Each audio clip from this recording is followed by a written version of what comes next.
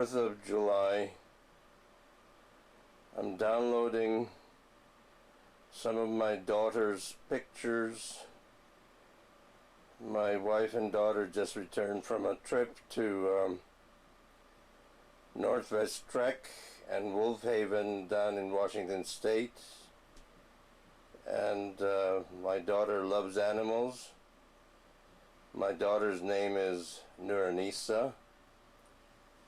And she took thousands, well, hundreds and hundreds, but it seems like thousands and thousands of pictures of wolves and many other types of animals. I even saw polar bears and penguins, and as the pictures go by, right now, oh, there's a bison. There's a bison right now on the screen there, yeah.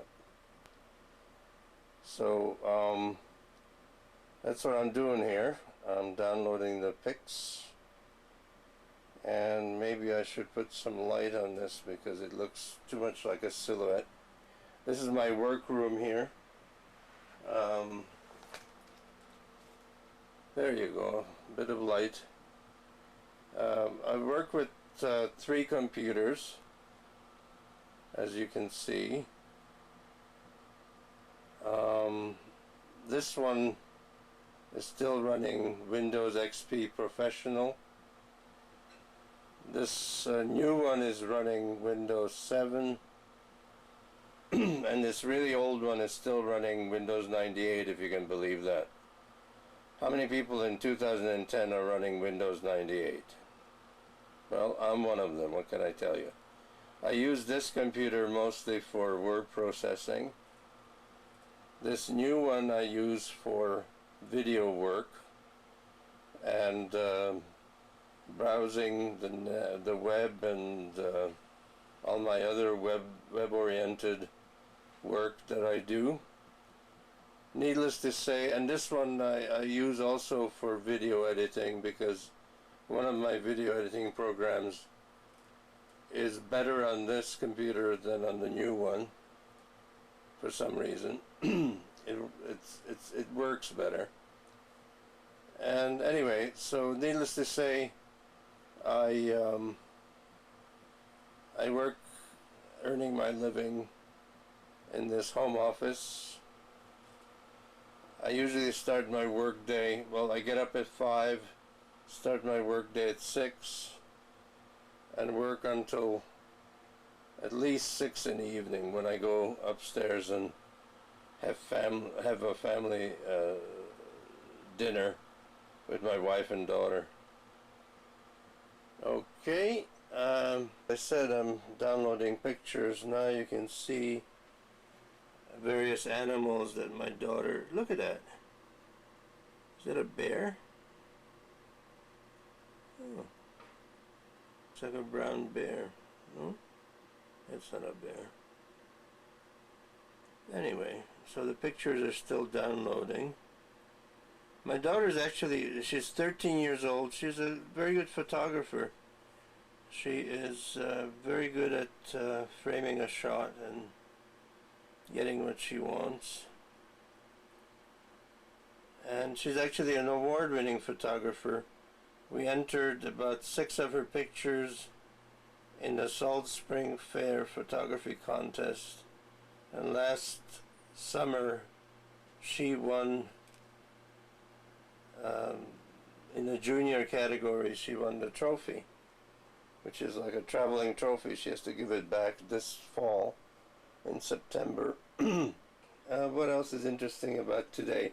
Oh, there's a picture here of, I come from Hungary, and these are my ancestors, and it's an Easter Monday tradition that the young men in the village throw buckets of water on the young unmarried women, or the girls.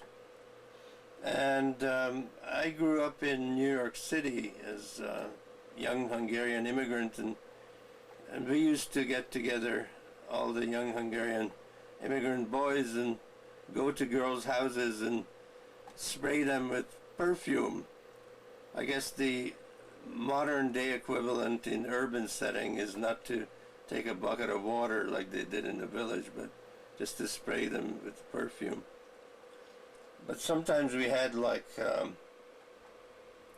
filled up with a mixture of water and perfume in little water pistols, and we would corner the girl and spray her, and the girls used to squeal and giggle and all that stuff, you know. So it's an Easter Monday fertility ritual that's been with the Hungarian people for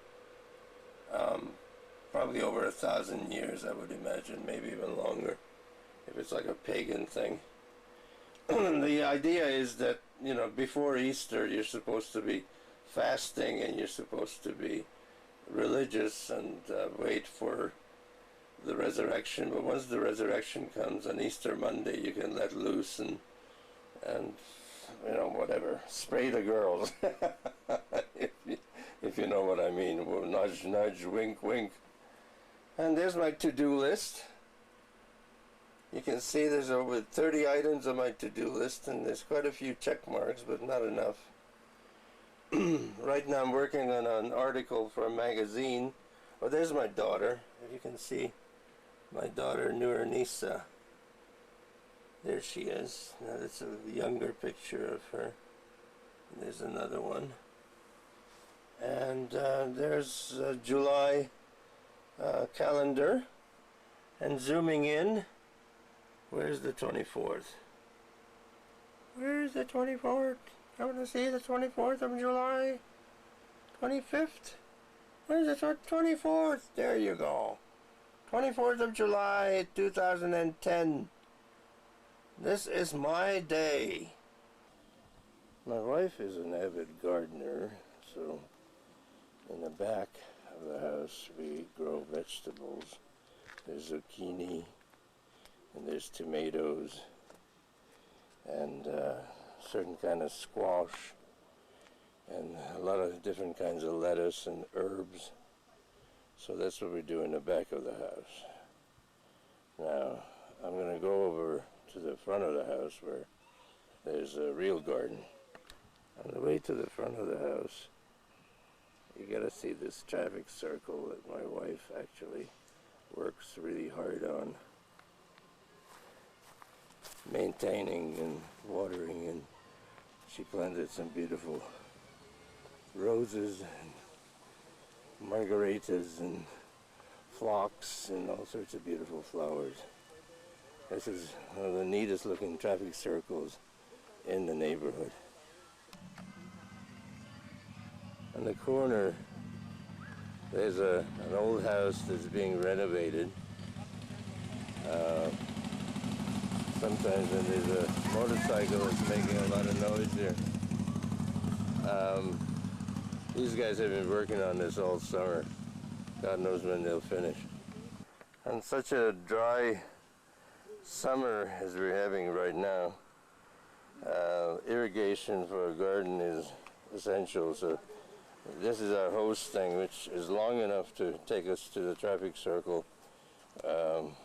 Maybe twice a week we water that. And my wife has put in a system of soaker hoses, yeah. Anyway, here's my wife's garden. Isn't it magnificent? And as I'm standing here, the aroma of the flowers, the scent of the flowers, it just hit my nose, and it's beautiful. And it's probably coming from these lilies over here. Let's see, where are the lilies? They're the beautiful lilies, pink ones. Yeah.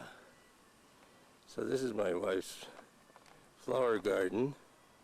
It's called a boulevard garden because half of it is in front of the, in between the sidewalk and the road on the boulevard. And there's a beautiful Japanese styrex tree that overshadows the garden. And there's the footpath, and then there's the phlox, all these beautiful, beautiful flowers. And my wife takes good care of them. And as I said, she put in a series of soaker hoses. Maybe I can show you, like over here. Yeah, there you go. There's the soaker hose. Now this one is not turned on right now. It's we alternate. Sometimes we use this one, sometimes we use another one. Another thing that she does is grow upside down tomatoes. And these are upside down tomato plants here. And the reason for the upside down is there's not enough room in the front here. There's so many flowers, so many different plants that we have to make, you know, do the tomatoes upside down. But they seem to be happy. Out of 10, only 2 died so far, and the rest of them seem to be thriving. And let me try to zoom in on one of them here. Here we go. See?